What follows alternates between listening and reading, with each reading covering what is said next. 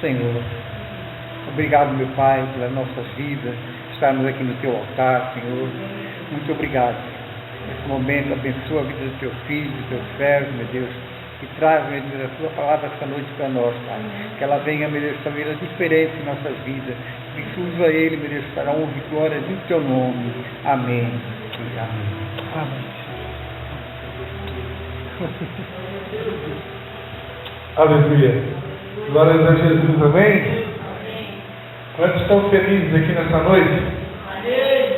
Amém. Repita assim comigo: a alegria do Senhor é a minha força. Aleluia. Glórias a Deus. Deus é bom, amém? Como dizia o irmão que frequentava o nosso ministério, o irmão Daniel, né, que é líder lá do Desafio Jovem de Nova Trento, ele dizia assim: Deus é bom e o diabo é sujo.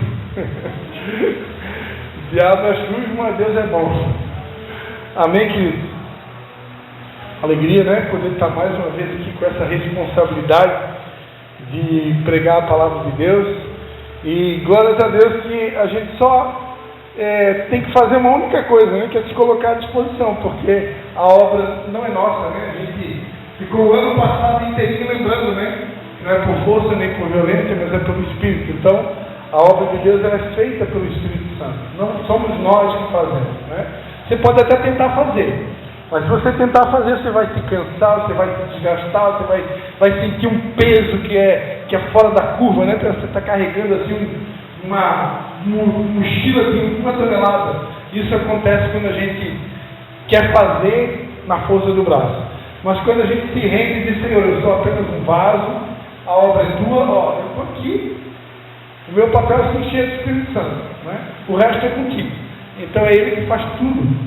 E graças a Deus que eu aprendi isso já há bastante tempo, e de lá para cá ficou mais fácil. Embora que às vezes, porque a gente tem uma alma, né? A alma quer se meter. Aí a alma quer: não deixa eu fazer. Aí a gente tem que fazer: alma, fica quietinha na tua, que esse negócio não é para ti. Essa obra não é tua, essa obra é do Espírito Santo de Deus. Não fica quietinho na tua aí, deixa o Espírito Santo fazer aqui a obra que tem que fazer. Amém? Glórias a Deus. Amados, Deus é tremendo, porque Ele nos surpreende. Hoje de manhã eu ministrava lá na igreja em Tijucas, né? Hoje de manhã nós temos a nossa aula lá em Tijucas, é no domingo de manhã, a escola de fundamentos. E eu estava ministrando para eles, nós estávamos falando sobre a paternidade de Deus, né? E eu estava lembrando como Deus, Ele cuida da gente nos mínimos detalhes. Ele cuida da gente nos mínimos detalhes. E essa tarde mesmo, eu pude ver assim a maneira que Deus conduziu, né? Até estive na casa dos meus pais hoje à tarde, e a minha mãe, né, curiosa, né, perguntou: já fez a palavra de hoje? Eu disse: não tenho. Isso devia ser 3 da tarde, né? Eu não sabia nada que eu ia falar aqui hoje à noite. Mas Deus é tão tremendo que Ele conduz a gente de uma maneira que tem horas que a gente chega a ficar assim, de boca aberta, pela criatividade de Deus, a maneira dele fazer as coisas, porque nunca é igual, sempre Ele faz diferente, né? E hoje eu não posso dizer aqui, se eu for falar no microfone, né, como que Deus fez para construir essa mensagem hoje à noite, para dizer: não pode, isso é loucura da sua cabeça, né? Mas eu só posso dizer para vocês assim, que é incrível como Deus faz as coisas. É incrível. A sabedoria de Deus, ela é ilimitada, ela é muito acima da nossa, né? Então Deus usa das maneiras mais diversas para falar com a gente, para nos apontar o caminho, para mostrar uma direção, de uma maneira que a gente fique sem dúvida, né? Porque a pior coisa que poderia acontecer com um pregador é subir no altar com dúvida. Já pensou chegar aqui: Senhor, mas é isso mesmo que eu quero falar? Né? Deve ser terrível, né, pastor Alice? Porque você vai ficar aqui em cima tremendo, né? Mas quando a gente tem certeza, aí tudo fica mais fácil, né? Então vamos lá. Gênesis capítulo de número 14. Né? E para quem gosta de língua portuguesa, pode ser também 14. Né? Porque na língua portuguesa, 14 é a mesma coisa. Para quem não sabia disso, né? Então vamos lá, Gênesis capítulo de número 14. Vou pedir para a Adriane botar na tela ali, né? Essa igreja aqui é chique, tem telão, né? Aleluia. Posso ler? A gente vai ler um capítulo inteiro, tá? Para você ficar bom de Bíblia, né? Lembra que a pastora Mena já falou aqui no começo que a gente tem que ler a Bíblia. Aí, como tem gente aqui que não está lendo, a gente vai ler na igreja para valer o teu dia de hoje. Gênesis capítulo 14. E aconteceu nos dias de Anrafel, rei de Siná, Arioque, rei de Elazar, Kedorlaomer, rei de Elão, e Tidal, rei de Goim, que estes fizeram guerra a Bera, rei de Sodoma, a Birsa, rei de Gomorra, a Sinabe, rei de Adimá, e a Semeber, rei de Zeboim, e ao rei de Belá, que está em Zoar. Todos estes se ajuntaram no vale de Sidim, que é o mar salgado. 12 anos haviam servido a Kedorlaomer, mas ao 13º ano rebelaram-se. E ao 14º ano veio Kedorlaomer e os reis que estavam com ele, e feriram aos reis de Asterote e Carnaim, e aos Zuzim em An, e aos Emins em Safé Kiriataim, e aos Oreus do seu monte Seir, até Elparã, que está junto ao deserto. Depois tornaram e vieram a Emispate, que é Cádiz, e feriram toda a terra dos Amalequitas, e também aos amorreus que habitavam em Azazon Tamar. Então saiu o rei de Sodoma, e o rei de Gomorra, e o rei de Adimá, e o rei de Zeboim, e o rei de Belá, esta é Zoar, e ordenaram batalha contra eles no vale de Sidim, contra Kedorlaomer, rei de Elão, e Tidal, rei de Goim, e Anrafel, rei de Siná, e Arioque, rei de Elazar, 4 reis contra 5. E o vale de Sidim estava cheio de poços de betume, é petróleo, meu irmão.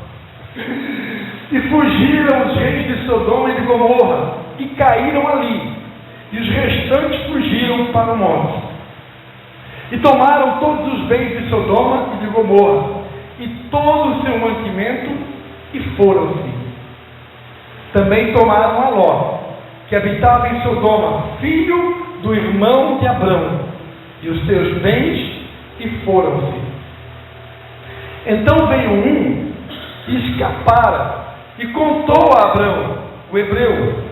Ele habitava junto dos carvalhais de Manre, o amorreu, irmão de Escol, e irmão de Aner. Eles eram confederados de Abrão.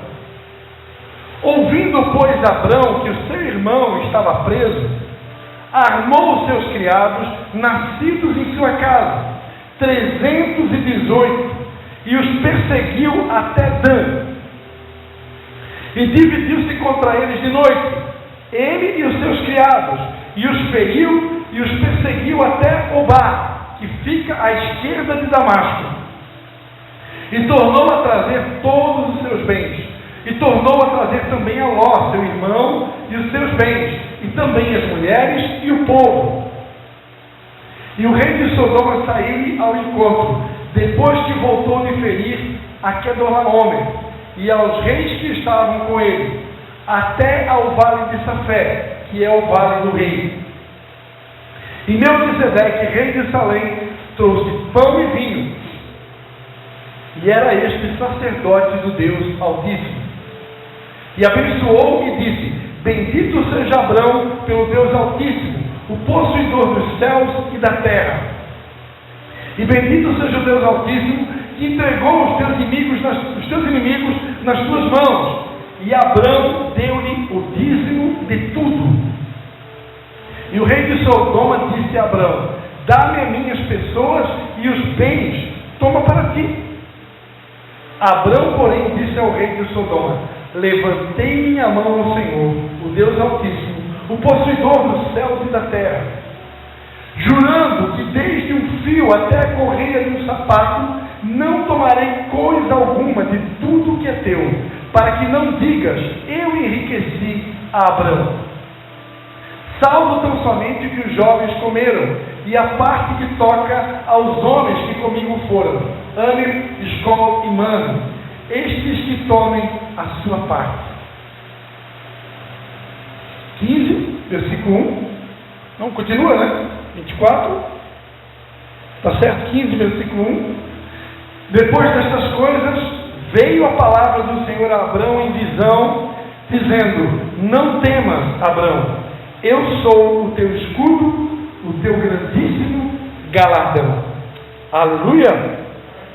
Em outras versões diz: o teu galardão será muito grande. Amém? Glórias a Deus. Repita-se comigo: pelas vidas eu travarei uma guerra. Vamos repetir? Ficou bom? Pelas vidas eu travarei uma guerra. Amém? Amados, uma coisa que nós temos aprendido já há um bom tempo, mas que uma grande parte da igreja ainda não aprendeu, que a nossa caminhada na fé, ela está muito mais ligada a uma guerra do que um parque de diversões. Tem pessoas que acham, durante muito tempo, a gente ensinava para as pessoas que a igreja é um hospital. Quem aqui já ouviu essa frase? Né? A gente cansou de ouvir: a igreja é um hospital, né? Jesus é o médico dos médicos. Amém? Não está totalmente errado, porque Jesus realmente é o médico dos médicos. Mas, amados, a igreja, na verdade, ou pelo menos este local aqui onde a gente está nessa noite, né, o culto, este local de concentração, ele é um campo de treinamento para a guerra, que possui uma enfermaria. Então, nesse campo de treinamento para a guerra, existe uma enfermaria. Então, se alguém aqui... Oi? É um quartel. Obrigado, irmão, por me ajudar. Então, isso aqui é um quartel-general que possui uma enfermaria. Então, se tiver algum soldado ferido, tem até aquela música, né? Um soldado ferido, né?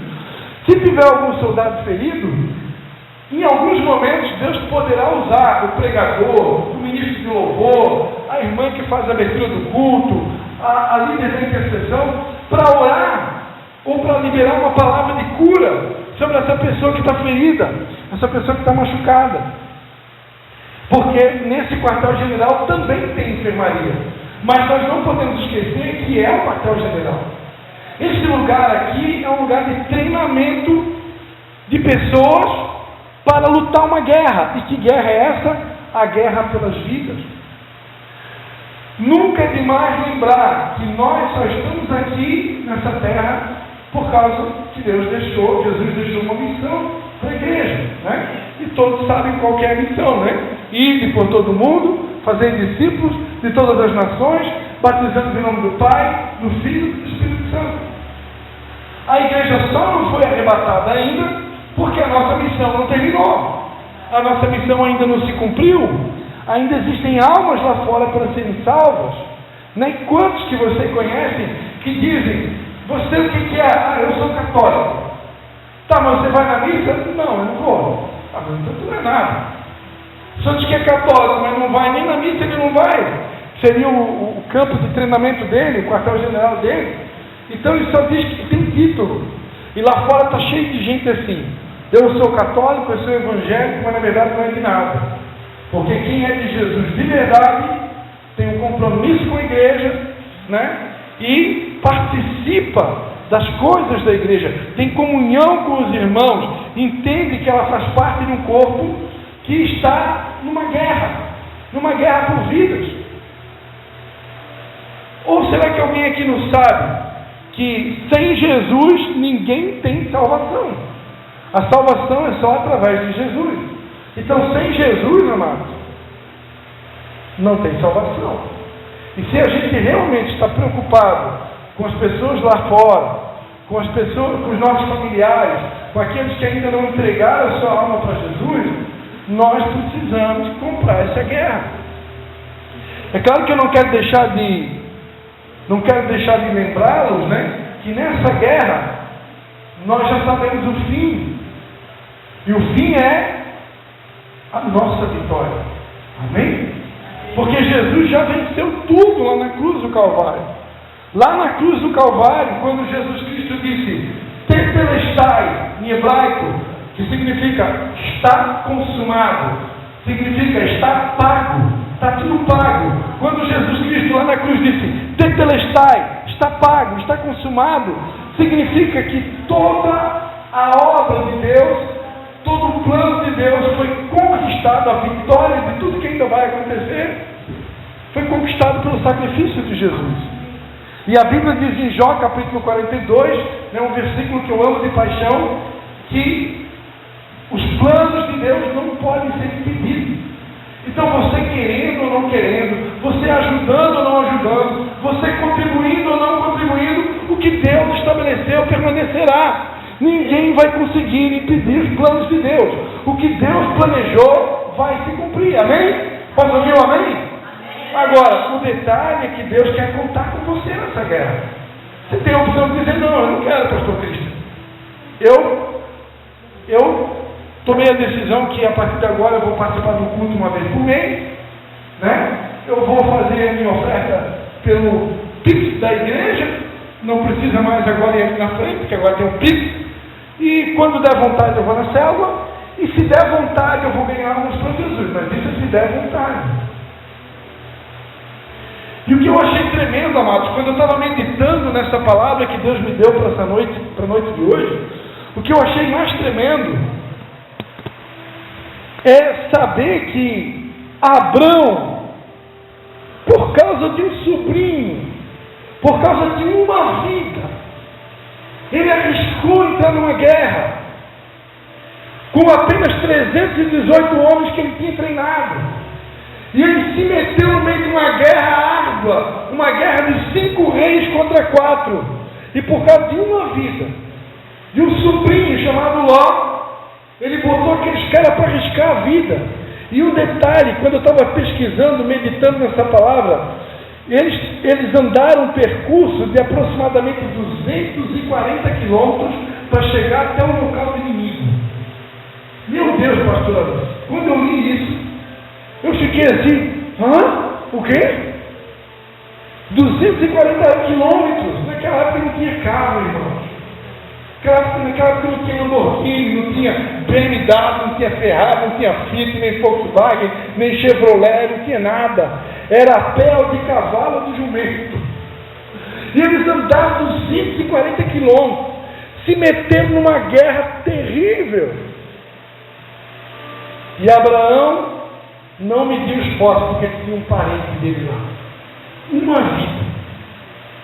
E aí hoje, amados, tem gente que acha longe vir na igreja, porque a igreja não fica no meu bairro. E se eu não tiver carona, eu não vou. A célula fica longe da minha casa. E se ninguém me levar, eu não vou. Eles andaram 214 quilômetros. Não tinha carro, não tinha nada. Abraão se arriscou por causa de uma vida. E aí eu pergunto, lembra de Jesus por causa daquela mulher samaritana? Aquela mulher samaritana, Jesus, aquele trajeto não era trajeto para os judeus. Os judeus não se davam com os samaritanos. Então um judeu não passa pela cidade de samaritana. Existia uma outra rota. Para chegar onde Jesus queria chegar, tinha uma outra rota, tinha um outro caminho. Está observando aí? Tinha outro caminho, que os judeus passavam por aquele caminho. Mas Jesus não quis ir pelo caminho normal. Ele escolheu o caminho mais difícil. Ele escolheu passar por uma cidade de Sicar, sabendo que ali era uma cidade de samaritanos, que não se davam com os judeus. E Jesus fez tudo isso, se arriscou para se encontrar com uma mulher samaritana. Ele sabia que ia se encontrar com ela no poço. E por causa daquela mulher, Jesus se arriscou, irmãos. Jesus se arriscou por uma vida. Abraão, por causa de Ló, ele se arriscou. Ele pegou 318 homens que ele estava treinando. E eu quero dizer para você, nessa noite, eu quero dizer para minha mãe, pastora Mena, quero dizer para meu pai, pastor Dalcinho. Eu já falei isso para ela, mas agora quem fala aqui é o Senhor na vida do filho dela.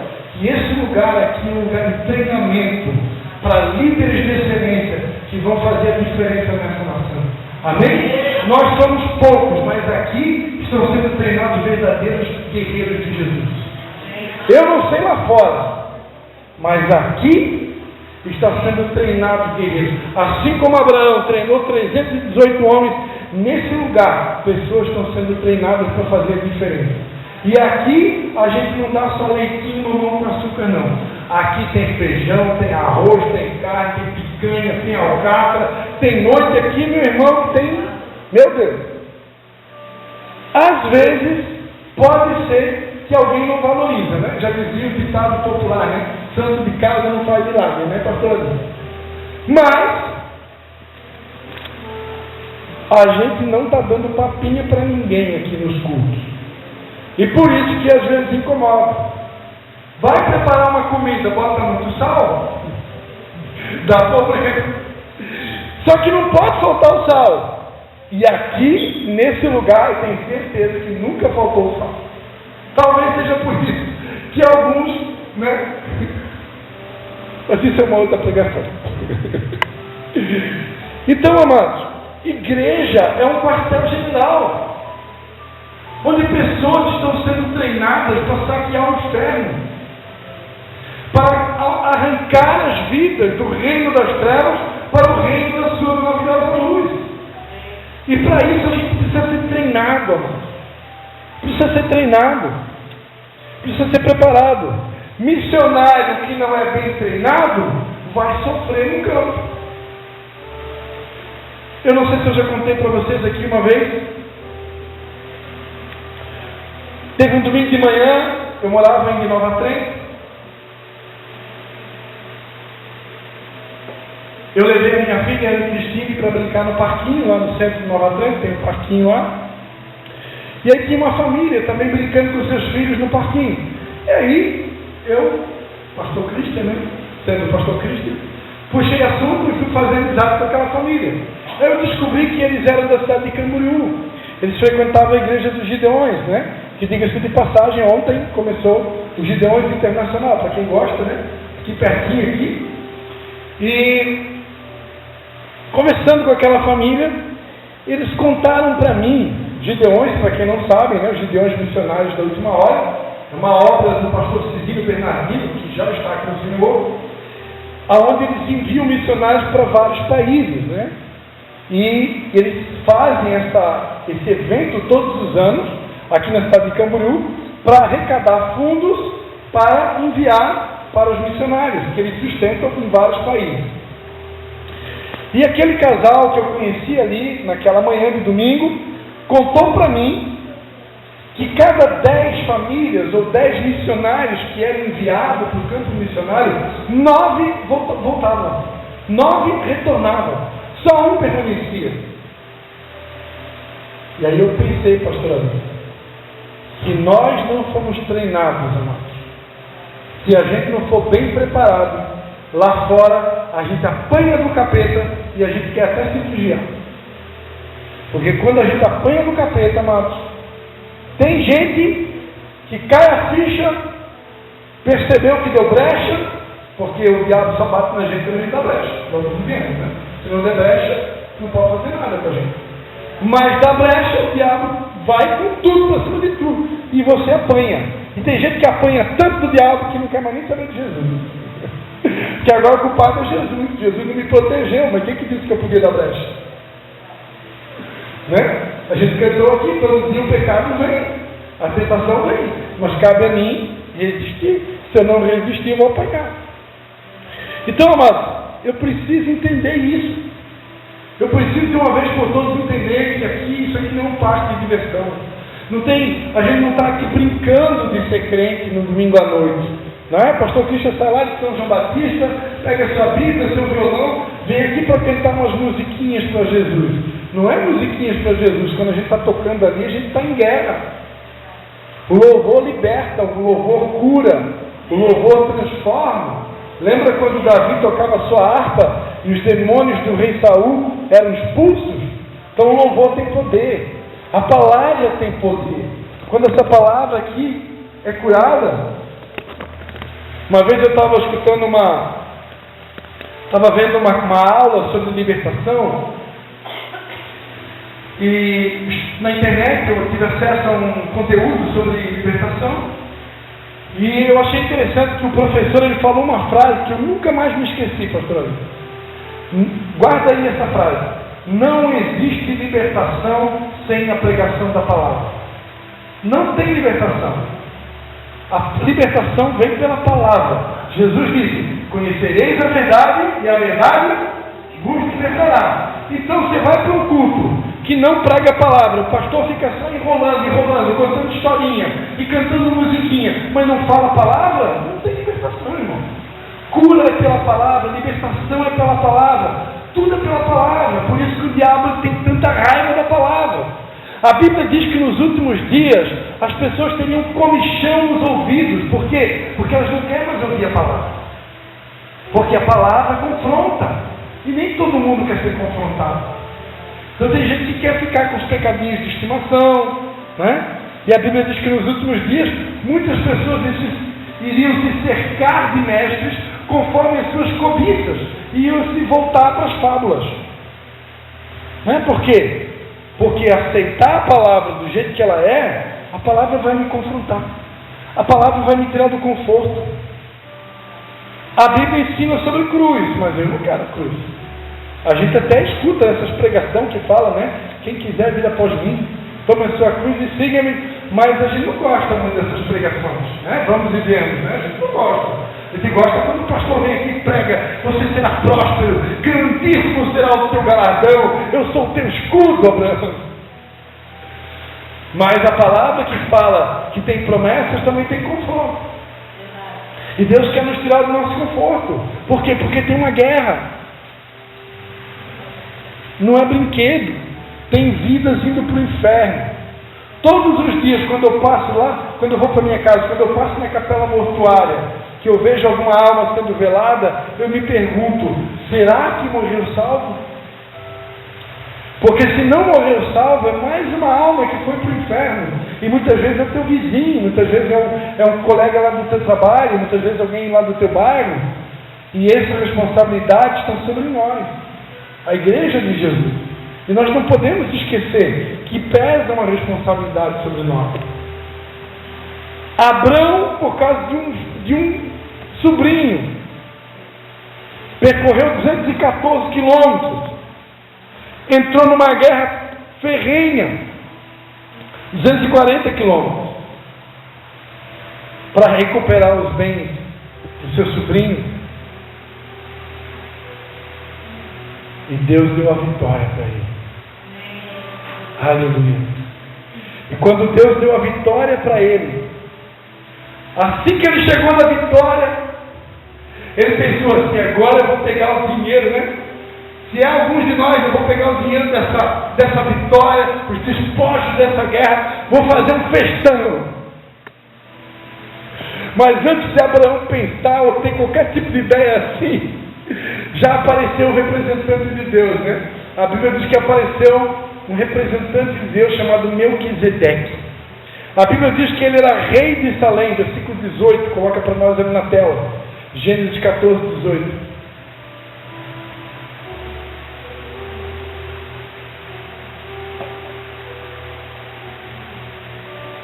Aleluia.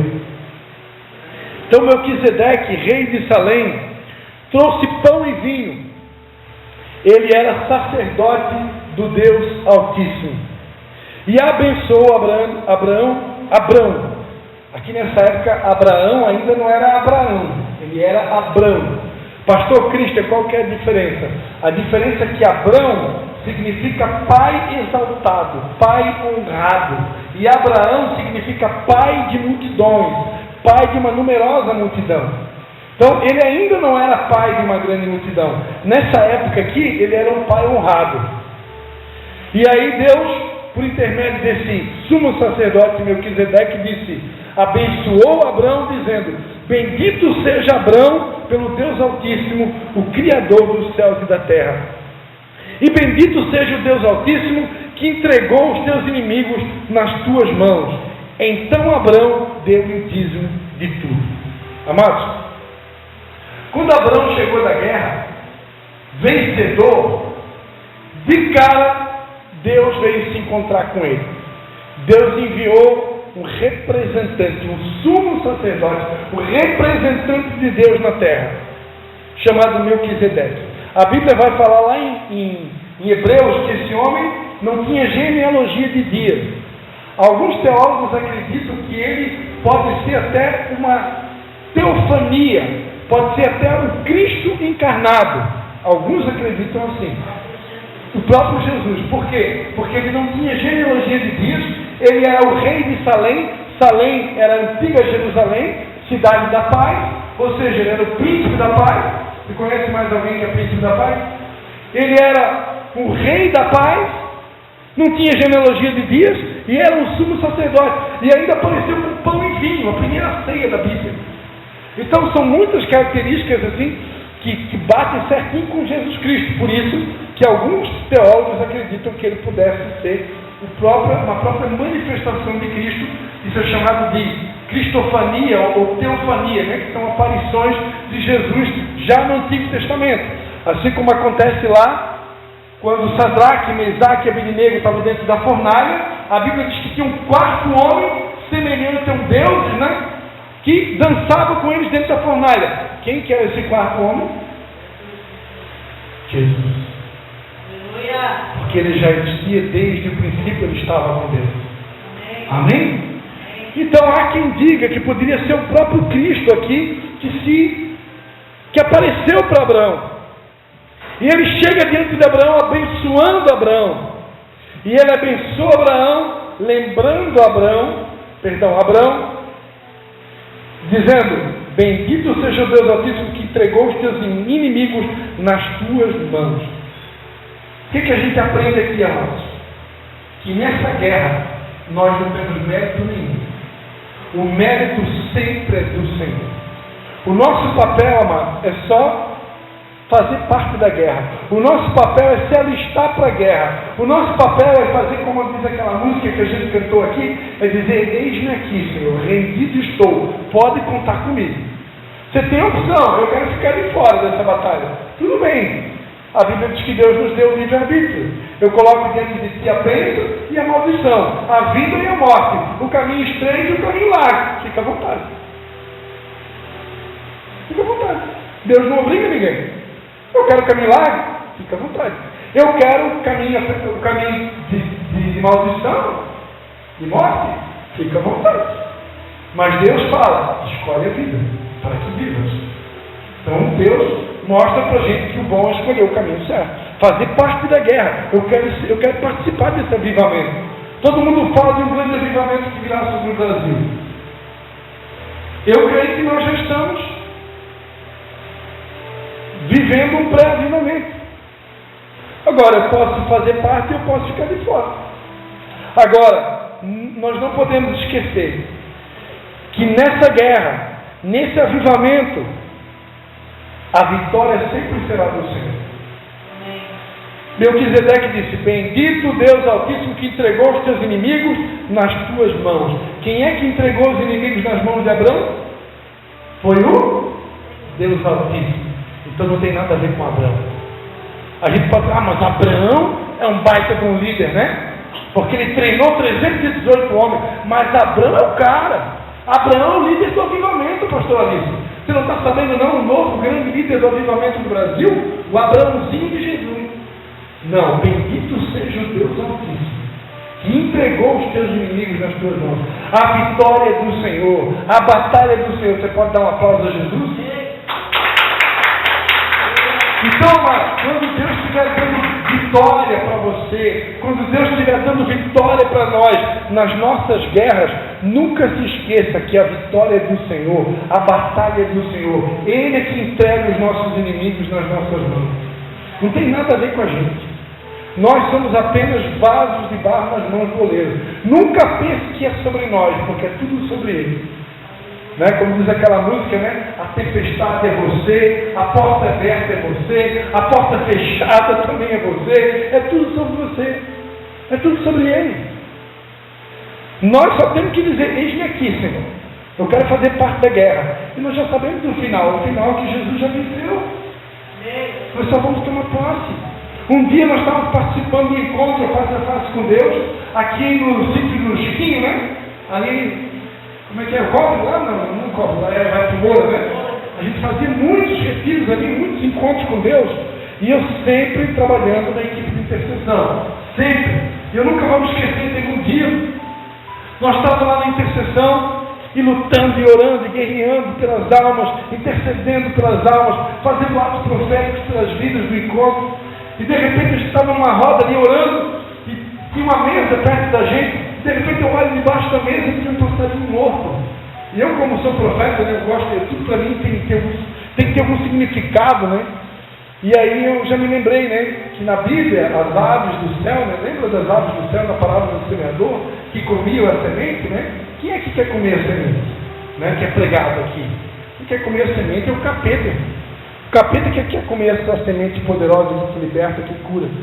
E aí quando eu vi aquele passarinho morto, o Espírito Santo falou assim comigo: nunca se esqueça que nessa guerra o teu inimigo já está morto. O teu inimigo já foi vencido lá na cruz. Nunca pode esquecer disso. A gente luta uma guerra que já foi vencida por Jesus lá na cruz. Amém? Então toda a honra, toda a glória é dele, não tem nada a ver com a gente. Aqui nessa passagem a gente vê a generosidade de Abraão. E aqui a gente aprende uma coisa também que muita gente ainda não aprendeu. Até os dias de hoje tem gente perguntando: pastor Cristian, mas o dízimo é do Novo Testamento ou do Antigo Testamento? É para dar o dízimo agora ou é o dízimo só na época de Moisés? Não, o dízimo não é nem do Antigo nem do Novo. O dízimo não é da lei e nem da graça. O dízimo é antes da lei. A primeira vez que você vai ver na Bíblia a palavra dízimo foi quando Abraão chegou da guerra. Quando Abraão chegou dessa guerra, ele se encontra com esse sumo sacerdote, representante de Deus.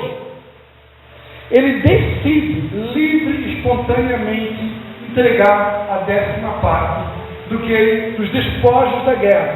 Não tem anterior a esse capítulo da Bíblia, não tem nenhum capítulo na Bíblia, não tem nenhum texto, não tem nenhum versículo que ensina a dar dízimo. Não tem.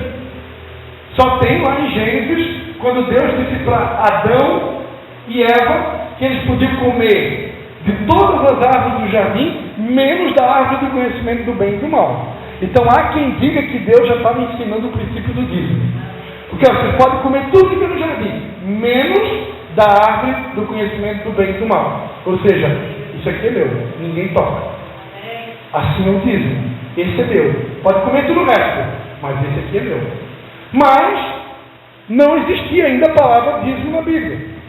E aqui a gente vê um homem livre, espontânea vontade, ninguém pediu, ninguém pregou para ele, ninguém falou. Ele disse: eu quero dar o dízimo. E a Bíblia diz que Abraão pegou o dízimo de tudo o que ele tinha conquistado. Alguns teólogos acreditam que poderia ser o dízimo do melhor e não o dízimo do total, né? Isso alguns teólogos acreditam, que poderia ser o dízimo do melhor dos despojos, ou poderia ser também o dízimo de todos os despojos da guerra. E ele livremente ofertou a Abraão. O dízimo, ele só foi inserido na lei mais tarde. Até aqui, o dízimo foi livre e espontânea vontade. Depois, na Bíblia, você vai ver um neto de Abraão, chamado Jacó, que ele vai pegar, ele estava indo para uma viagem, e ele fez um voto com Deus: se o Senhor me abençoar nessa viagem, eu prometo que eu vou dar o dízimo de tudo que o Senhor me der. Livre e espontânea vontade. Ninguém pediu para Jacó dízimo. Jacó seguiu o exemplo do avô: Senhor, se tu me abençoar, eu vou te dar o dízimo. Não tinha nenhuma lei que mandava dar o dízimo. Ele decidiu dar o dízimo. Mas aí Deus gostou da ideia. Deus gostou da ideia de Abraão, Deus gostou do exemplo de Jacó. Aí Deus resolveu fazer uma lei. E a primeira vez a gente vai encontrar lá em Números, capítulo 18. Números, capítulo 18, a gente vai ver quando Deus criou a lei do dízimo. Números 18, versículo 21 ao 24.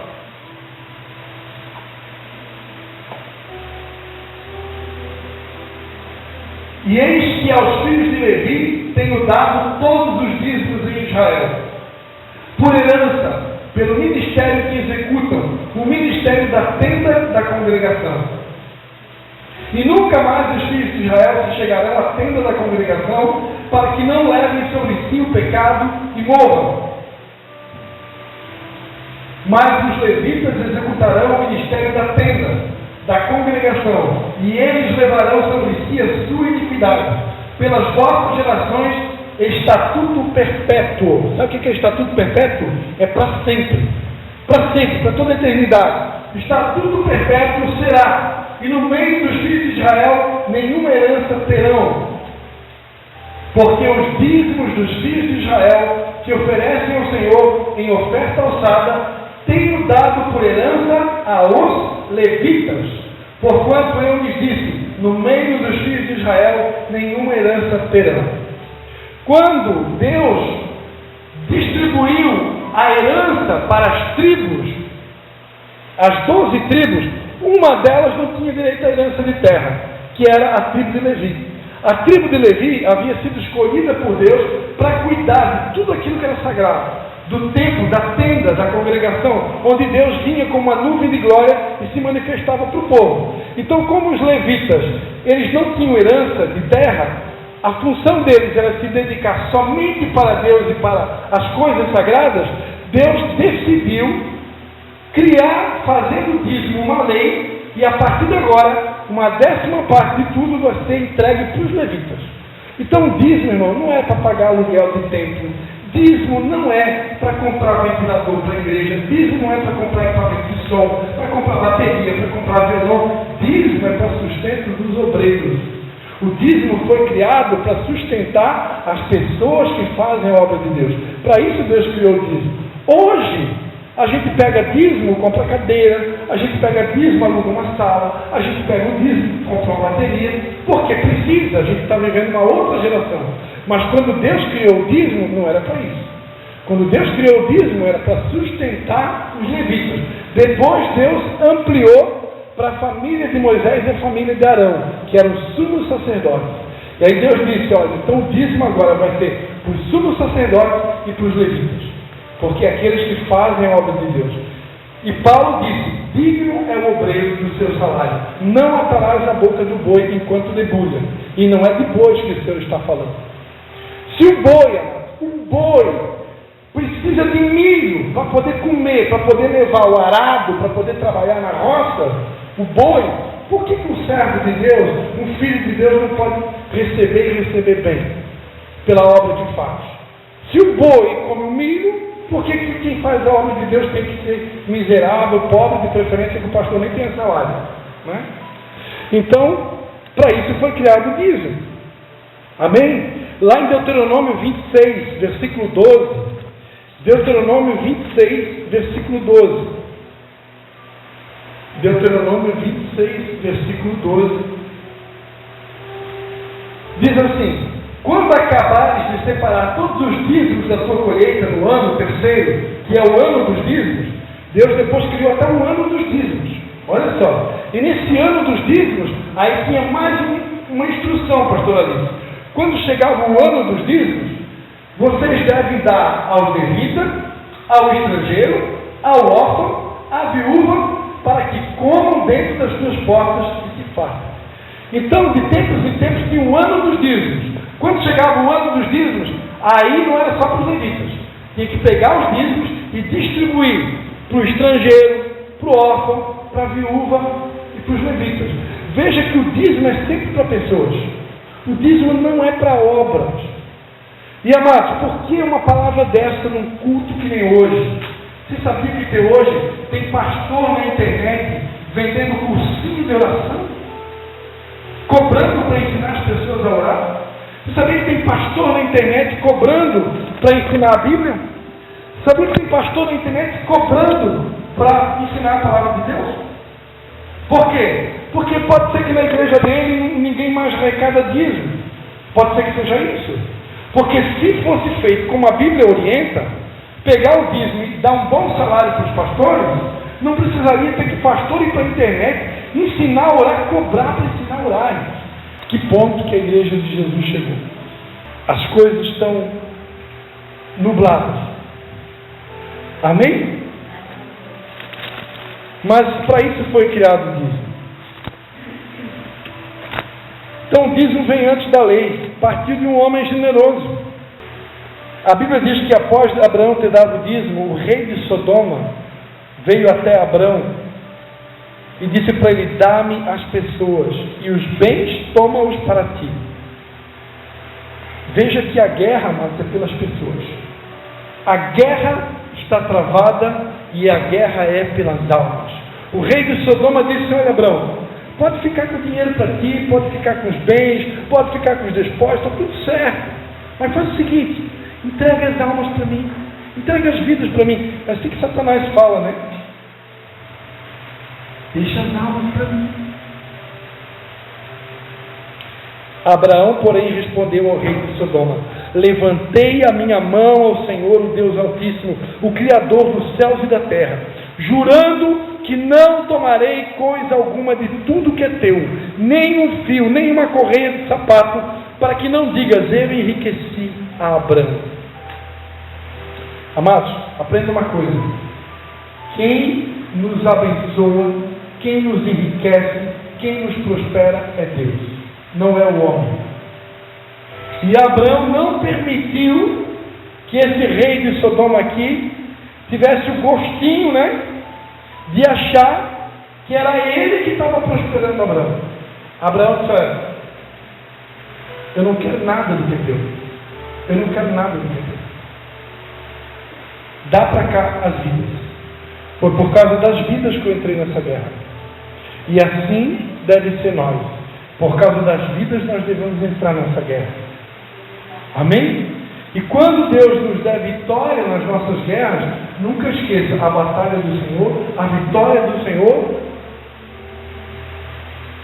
E se alguém achar que está prosperando a nossa vida, você vai dizer: não, meu irmão, quem está me prosperando é o Senhor.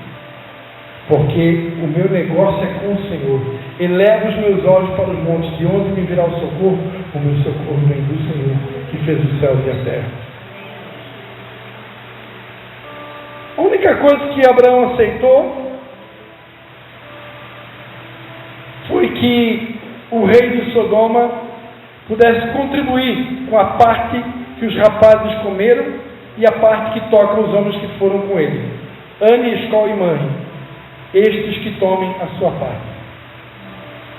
E depois de Abraão ter esse gesto de generosidade e reconhecimento que Deus é o Senhor da guerra, entregando-me a Ele o dízimo de tudo, depois dessas coisas, então a palavra do Senhor veio a Abraão numa visão dizendo: não tenha medo, Abraão, eu sou o teu escudo, o teu galardão será muito grande. Ou, em outra versão, o teu riquíssimo ou grandioso galardão. Porque eu creio que o maior galardão mesmo é o Senhor, né? Ele é a nossa maior recompensa. Embora que eu creia que Ele também tem uma grande recompensa. Amém? Vamos ficar de pé. Deus quer te lembrar que Ele é o teu escudo. Amém?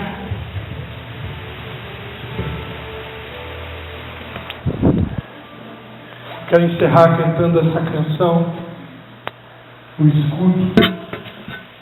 Encerrar lembrando que estamos numa guerra sim, mas não esqueça, estamos numa guerra onde nós já somos mais do que vencedores. E que o Senhor da guerra vai à nossa frente e Ele é o nosso escudo. Amém? Aleluia. Toda minha vida Senhor, te louvarei, o fogo é tua.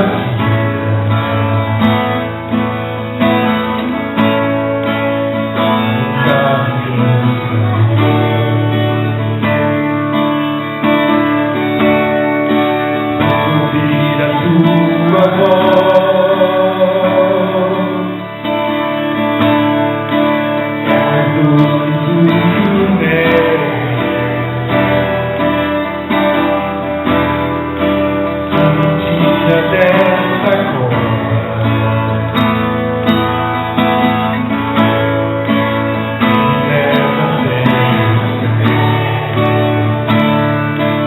Já vi fogo.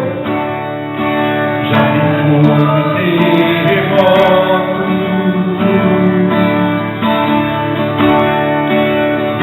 Forte que passou. Já vivi tantos beijos.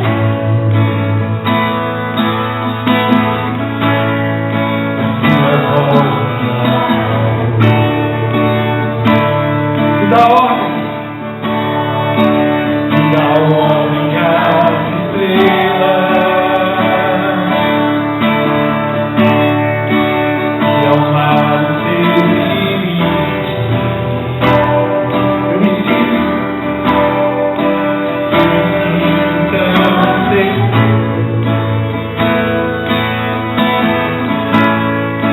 No teu colo declare, meu apelo não importa que se feche diante da tua voz. Eu adoeça nem culpa que eu fique de pé.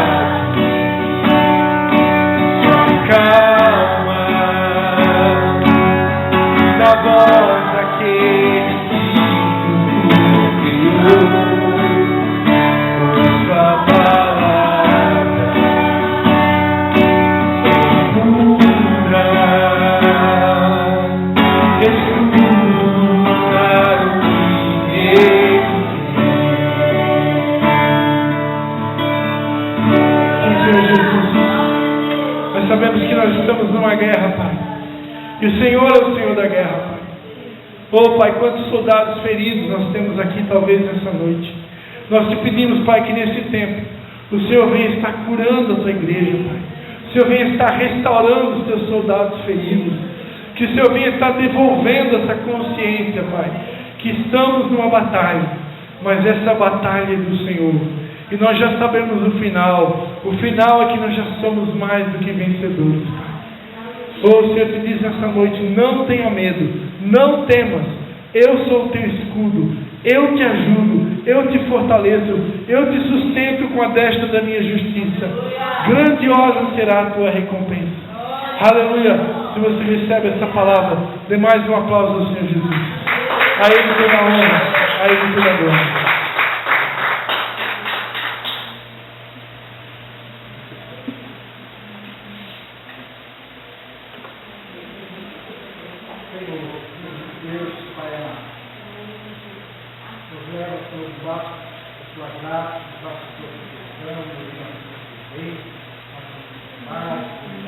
Em nome